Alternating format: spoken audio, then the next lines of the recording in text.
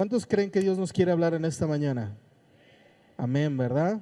Vamos a leer la palabra de Dios en el versículo 6 del capítulo 11 de Primera de Samuel. Dice la palabra de Dios: al oír Saúl estas palabras, el Espíritu de Dios vino sobre él con poder. Él se encendió en ira y en gran manera, y tomando un par de bueyes los cortó en trozos y los envió con todo, dice, por todo el territorio de Israel por medio de mensajeros, diciendo: así se hará con los bueyes del que no saliere en pos de Saúl y en pos de Samuel. Y cayó temor de Jehová sobre el pueblo y salieron como un solo hombre. Vamos a orar. Señor, te damos gracias por tu palabra. Te pedimos, Señor, hables a nuestras vidas y seas tú obrando en el nombre poderoso de Jesús en nuestros corazones, y permita, Señor, que esta palabra pueda caer en buena tierra en nuestras vidas. Te lo pedimos en el nombre de Jesús. Amén y amén. Pueden tomar su lugar. ¿Cuántos alguna vez han tenido miedo? ¿Sí? ¿Verdad? Por eso está ahí, tengo miedo. A ver, digan: tengo miedo. Tengo miedo. ¿Sí? ¿Alguna vez hemos tenido miedo de algo? Hay gente que vive atemorizada, gente que no conoce al Señor, hay gente que vive temiendo, por ejemplo, aún de las bacterias. Yo conocí alguna vez un señor que tenía una papelería, y este señor tenía rollos de papel así atendiendo, y ese rollo de papel era para poder manejar todas las cosas, y tenía las manos blancas, blancas, blancas, pero de tanto tallárselas. Y él te daba las cosas así, agarraba un pedacito de papel y te daba algo, tú le dabas un billete y él envolvía un papel y agarraba así, todo lo agarraba con papel. Un miedo a las bacterias, a los virus, ¿verdad? Muchos en el tiempo de la pandemia hoy todavía siguen con miedo. Ya la pandemia ya se acabó, pero siguen con miedo algunos de salir, de poder tener contacto con alguien, no va a ser que se mueran. Hay gente que vive con miedo de que se les metan en la noche, ¿verdad? Tienen seguridad, tienen barrotes, pero tienen el sueño tan ligero porque oyen algo y creen que se les van a meter a alguien. Vivir con miedo no es natural. Y finalmente, yo quiero que ustedes entiendan el miedo de que natural que nosotros a veces podamos tener. Hay gente que tiene miedo de entrar a un lugar solo, grande, oscuro, y les da miedo entrar a lugares así, ¿verdad? Miedo que nos salga de repente una rata, miedo a las cucarachas voladoras de Aguascalientes. Yo no sabía que volaban. Cuando llegué acá, mi señora: ¿va a volar esa cucaracha? Las cucarachas no vuelan, amor. Y cuando yo iba a matar una y me voló, ¡ah!, grité como vieja loca. Me quedó aquí la cucaracha y ahora les tengo miedo a las cucarachas. Mejor las respeto cuando anden como de este nivel donde no puedo alcanzar a darles un patadón. Las dejo que bajen un poquito y ahora sí atrás, ¿verdad? Muchos tenemos miedo a ciertas cosas, ¿no? Cuando nosotros entendemos que debemos de temer a Dios, el temor a Dios es algo totalmente diferente.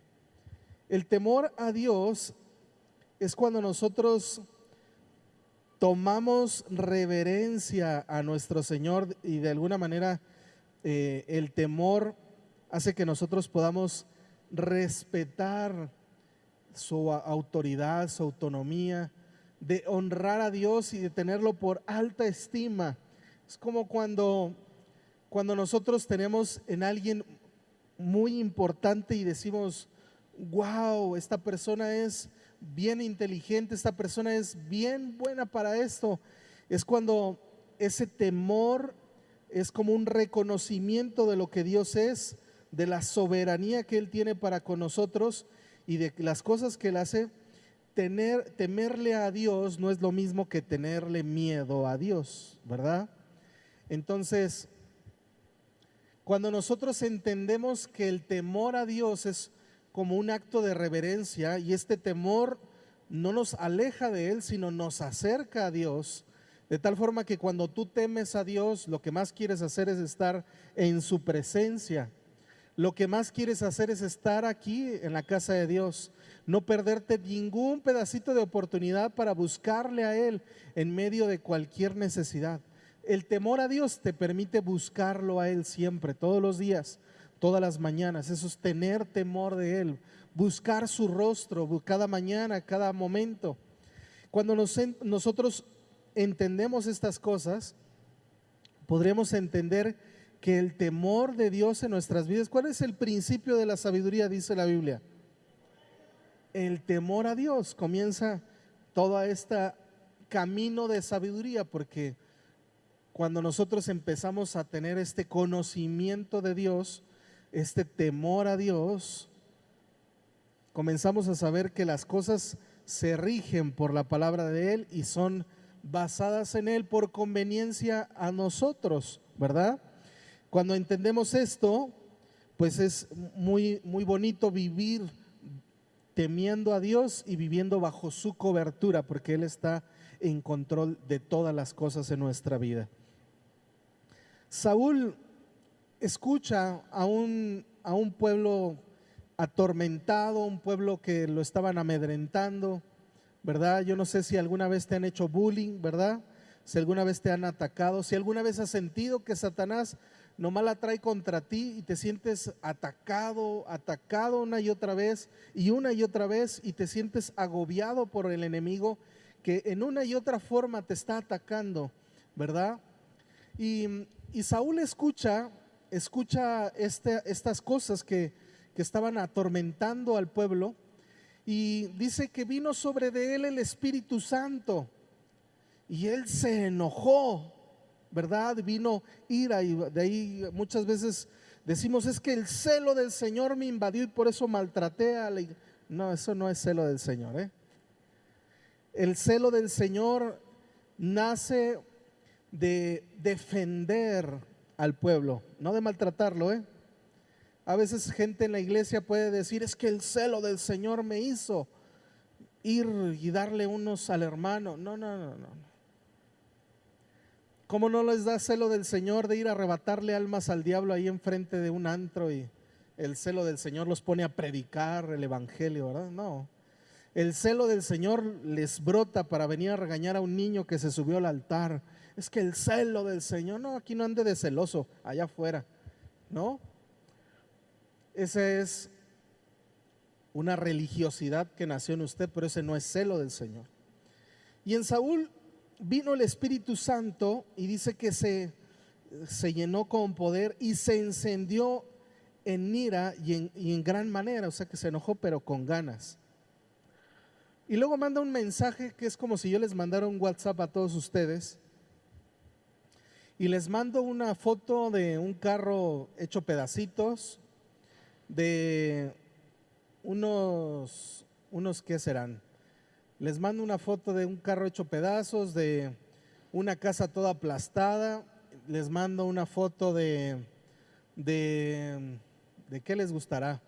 De sus trabajos todos hechos papilla, y les mando ese mensaje y les digo, el que no venga el domingo, así quede su casa, su carro, sus hijos se los aplasten y se los atropellen donde quiera que camine, así les vaya todo aquel que no venga el domingo, en nombre de Jesús.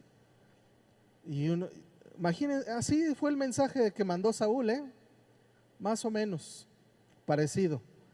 Pero entonces imagínense qué brotó en ellos. Y lo que brotó en el pueblo es un temor a Dios.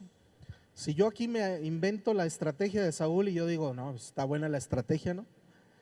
Dice que eran como un solo hombre, yo aquí quiero tener un ejército para salir a evangelizar, les voy a mandar un WhatsApp de esos, ¿verdad? Condenador, de amenaza, para que vengan a evangelizar, ¿no? Pero si yo de mi brota, o sea, de mi persona, de mi humanidad, agarro una estrategia humana y se los mando, ¿qué cree que va a pasar? ¿qué cree que va a pasar? No solamente nada, sino que los van a hacer enojar a ustedes. Pues, ¿qué le pasa al pastor? ¿Cómo me anda tirando amenazas? Que me mande bendiciones, pero amenazas no. ¿Cuántos dicen amén? Sí, ¿verdad? Amenazas no, pastor, no me mande amenazas. ¿Cómo me va a mandar amenazas, por favor? Pues ¿de qué se trata? Pero entonces es ahí donde nosotros podemos ver que cuando una persona llena del Espíritu Santo, lleno del temor de Dios, provoca en los demás, cuando tú lo haces en nombre del Señor, cuando tus sentimientos, tus formas y maneras son realmente claras, ¿verdad? Que entonces en los demás produce un temor a Dios también, que las cosas que tú haces provocan a los demás en bien, ¿verdad? Cuando tú tratas de tu propia estrategia, pues vas a provocar todo lo contrario y aún otras cosas más. Pero entonces Saúl estaba lleno del Espíritu Santo e hizo algo que si lo hubiera hecho en una forma natural, no hombre, hasta lo bajan a trancazos, ¿verdad? Y lo despedazan, pero a él, ¿sí o no? Entonces, cuando entendemos de alguna manera que el respaldo de Dios está con aquellos quienes temen a Dios, cuando entendemos que el poder que ejerce sobre una persona, el Espíritu Santo, a alguien que incluso, ¿ustedes creen que a Saúl le importaron las apariencias o lo que pensara el pueblo de este mensaje que mandó? Él no se cuidó si al pueblo lo lastimaba, si eran sensibles, si eran de esta generación de cristal, de los X, de los Y, de los Z, de cualquiera generación que vengan, y él les mandó un mensaje de parte de Dios y no vio si eran nenas o no eran nenas. Él les mandó un mensaje poderoso, ¿sí o no? Cuando tú estás lleno del Espíritu Santo y Dios te manda a hacer algo, Dios te respalda y nadie va a sentir una agresión, sino una revelación de parte de Dios en el contexto de lo que lo estás haciendo. Dios conocía el corazón de Saúl. Él estaba defendiendo a su pueblo, ¿verdad? Y entonces es ahí donde nos encontramos, donde él tenía una fuerte reverencia a Dios. Pero en el pasar de estos versículos y capítulos, vemos a un Saúl diferente en Primera de Samuel capítulo 18, y vamos a ir al capítulo 18.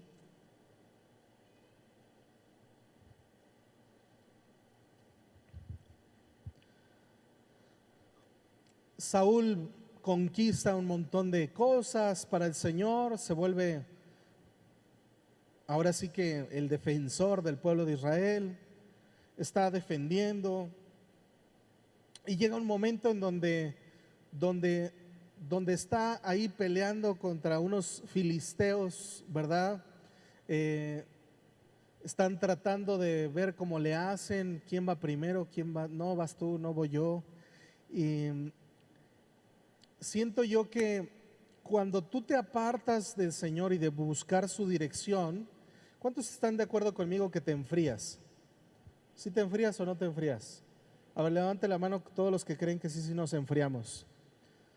Saludos a los de Facebook. No, nomás por saludarlos, no por fríos, ¿no? Pero entonces nos enfriamos, si nos apartamos de la presencia de Dios, nos vamos enfriando. Y a Saúl no se había dado cuenta, pero ya le iba pasando, ya iba enfriando motores, ¿verdad? Esa presencia de Dios, el fuego que había en él, el Espíritu Santo derramándose sobre de su vida, había ido menguando, y comienza a analizar como persona y analizar cuánto es 2 más 2. Yo tengo 100, tú 100, si le alcanzamos a hacer contra los filisteos o no. Entonces en el análisis, un jovencito chiquito fue a repartir unas cuantas tortas de jamón, ¿verdad? Unas tortas del Chavo, unos tamales, y a llevárselas a sus hermanos que andaban a pelea y pelea, ya llevaban mucho tiempo en la guerra, y pobrecitos seguramente tendrían hambre, y los lleva, y resulta que no estaban peleando, y que estaban ahí como viendo a ver quién contra quién, y de repente ahí salió un gigante ahí peleándose contra los del pueblo de Israel, diciendo: a ver, tráiganme al más bueno de ustedes y nos peleamos 1 a 1, y el que pierda gana. O sea, que el que perdía, todo el pueblo de la otra persona iba a ir a servir al otro pueblo. Entonces, era una guerra, pero entre dos. Y ustedes saben la historia de David contra Goliat. David se presenta, hace todo lo que hizo, gana a Goliat, pero comienza a ver ahí en Saúl un cierto celo, un cierto envidia por lo que estaba haciendo en la vida de David, ¿verdad? Y llegan justo a este punto que vamos a empezar a leer. Y dice en el versículo 8, dice, y se enojó Saúl en gran manera y le desagradó este dicho. Y dijo, a David dieron 10,000 y a miles, y a mí a miles, y no le falta más que el reino.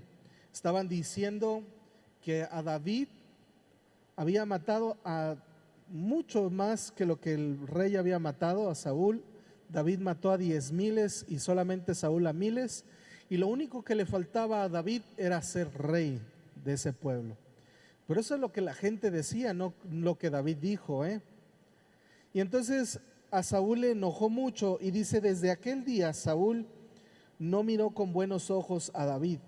Aconteció al otro día que un espíritu malo de parte de Dios tomó a Saúl y él desvariaba en medio de la casa. David tocaba con su mano como en los otros días y tenía Saúl la lanza en la mano, y arrojó Saúl la lanza y diciendo, enclavaré a David a la pared, pero David lo evadió 2 veces. Sí le tiró unos viajes, ¿eh? No fue que se equivocó, sino que sí lo quería matar. No más que estaba jovencito David, le alcanzó a esquivar. Qué impresionante es que no nos damos cuenta que a veces la envidia, el deseo de que, ay, ¿por qué le va bien a ese hermano? El rencor y ciertos, consideramos que el pecado solamente es robar y matar. Yo no robo, pastor. Yo no he matado a nadie. Son como que los únicos pecados que cuentan. Pero no, también está la mentira, el orgullo, la vanagloria, todos los pecados que nos puedan empujar y separar de Dios. ¿Cuántos creen que el pecado nos separa de Dios? Como quiera, si usted no lo cree, si es cierto, el pecado nos separa de Dios, dice el libro de Romanos. Y entonces, cuando entendemos que un pecado nos va separando, nos va apartando, dice la Biblia que al que dice que el que sabe hacer lo bueno y no lo hace, le es contado. ¿Por qué? ¿Por qué? No, dígalo, no se haga. El que sabe hacer lo bueno y no lo hace, le es contado. ¿Por qué? Cuando usted escucha alguna declaración, es que no es pecado dejar de venir a la iglesia. Yo le pregunto, ¿es bueno venir a la iglesia? ¿Es pecado dejar de venir a la iglesia? Sí, porque es bueno venir a la iglesia, y el que sabe hacer lo bueno y no lo hace, le es contado por pecado. Les vuelvo a repetir, ¿es pecado dejar de venir a la iglesia? Sí, claro. Y entonces, ¿será pecado el no ayudar a una persona que me cuenta sus problemas y decir, pues qué pena, ¿eh? ¿Será pecado de mi parte no orar por él? Es pecado. ¿Será pecado no presentarle a Dios cuando tú conoces quién es Dios? ¿Será pecado? Cuando tú no compartes tu fe, tú pecas porque sabes hacer lo bueno y no lo estás haciendo. Entonces, cuando nosotros entendemos que hay cosas buenas y nos limitamos y no las hacemos, ¿será bueno lavar los trastes? ¿Sí o no? Claro. ¿Y cuando no lo hacemos, qué? Cuando no lo hacemos, ¿qué? A ver, hombres, díganlo con más convicción. Si no lo hacemos, ¿qué? A ver, díganselo a la señora. Si no los lavas, ¿qué? Pecas. ¿Sí o no? El que sabe hacer lo bueno y no lo hace, le es contado por pecado. ¿Sí o no? Ayudar en la familia es bueno, y el que no lo hace, ¿qué? Peca. No, pastor, pues todo es pecado. El problema es tu actitud delante del pecado. Y es que Saúl tuvo muchas oportunidades para arrepentirse de lo que había hecho, pero él jamás quiso arrepentirse. Él termina suicidándose con su propia espada, clavándosela en medio de una batalla, por no reconocer su envidia, su orgullo, ¿verdad? Por no reconocer que de alguna manera el que Dios estaba haciendo algo en David le causaba envidia a su propia persona. Y él termina suicidándose y sin arrepentirse. Pero hoy tú y yo tenemos la oportunidad de conocer esta historia y de saber que tenemos en él la oportunidad de arrepentirnos todos los días, y la misericordia de Dios son nuevas ¿cada cuándo? Cada mañana. De tal forma que todos los días en las mañanas tengo una nueva oportunidad para echarle ganas y avanzar. Pastor, es que no cambiamos, es que véanlo nada más, no cambia mi esposo, no cambia mi esposa, no cambian mis hijos. Bueno, yo le aseguro que poco a poco vamos cambiando, no nos damos cuenta, pero poco a poco vamos cambiando. El punto es que le eche ganas, que siga avanzando. Amén. Les decía que es como mi panza, ¿verdad? Hace 15 días por ahí prediqué. Yo creo que voy a estar predicando de mi panza hasta que la desaparezca. Pero entonces es como mi panza. Si yo les digo, hermanos, es que ya no tengo panza, usted dice, no, pastor, ¿cómo le digo que si va al baño de los hombres hay un espejo ahí, se pone de lado y se va a ver su panza? Nadie ve el esfuerzo que ha llevado lo que he hecho hasta ahora por mi panza, o sea, para que desaparezca. Nadie nota el esfuerzo que yo he dedicado para aguantarme de los gansitos, de los pingüinos con leche, así. Wow.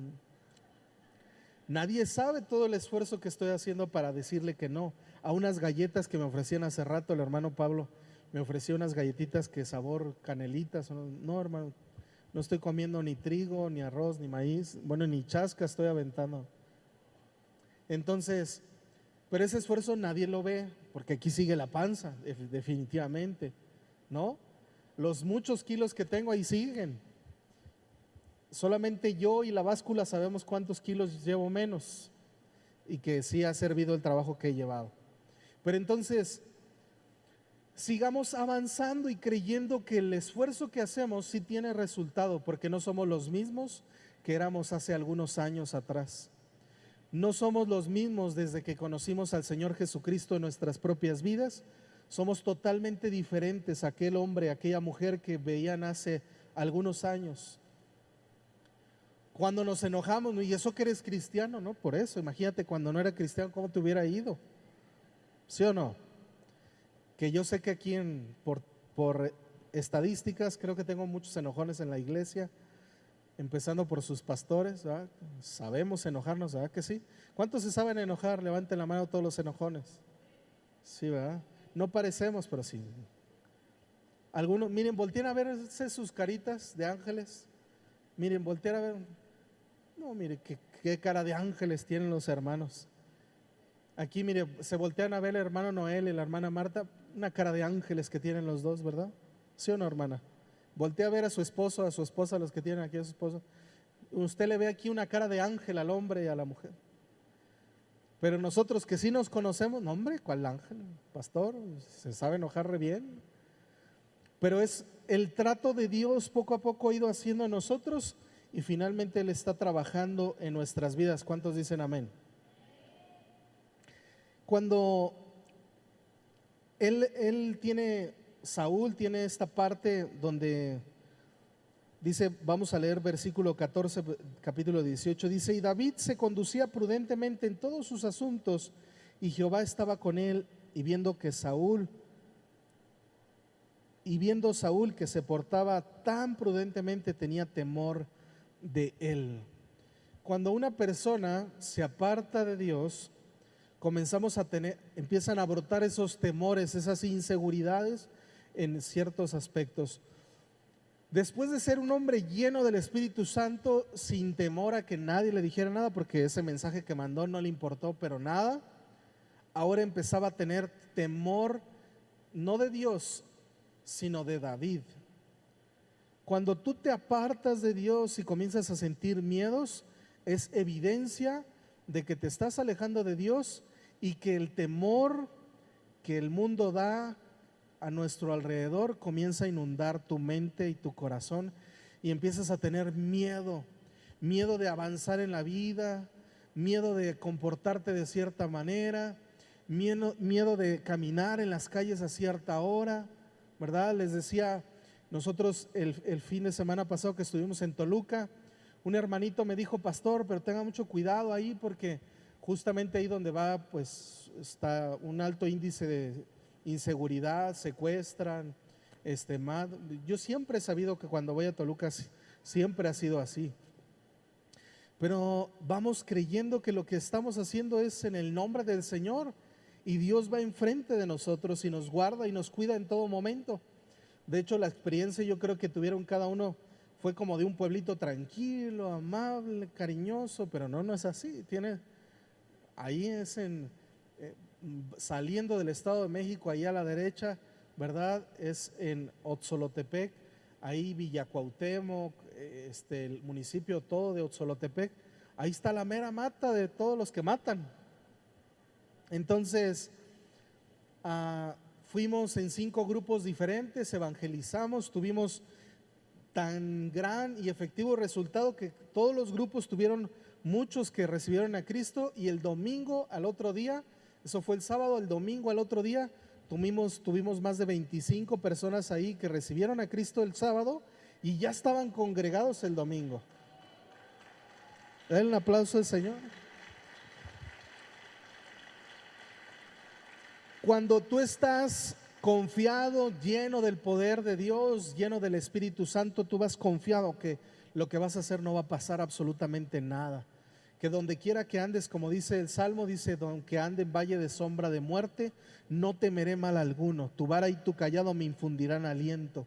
Entender que Dios va enfrente de nosotros, pero cuando empiezas a pecar, cuando empiezas a contaminarte de los pensamientos del mundo, empiezas en lugar de confiar en Dios, confías en tus estrategias humanas, porque Saúl empezó a confiar en sus estrategias humanas. A David lo mandó ahí en otros cargos como para que se lo echaran, no se lo echaban, como para que se equivocara e hiciera las formas o de una forma errónea, de tal manera que se equivocara en su liderazgo y se sobrepasara su liderazgo para echárselo. Y entonces David fue prudente y de entonces se comportaba, pero entonces empezó Saúl a tener miedo del mismo David. Muchos de nosotros tenemos que sacudirnos el miedo, de quitarnos el miedo del que dirán. Algunos están temerosos es que ¿qué van a decir de mí?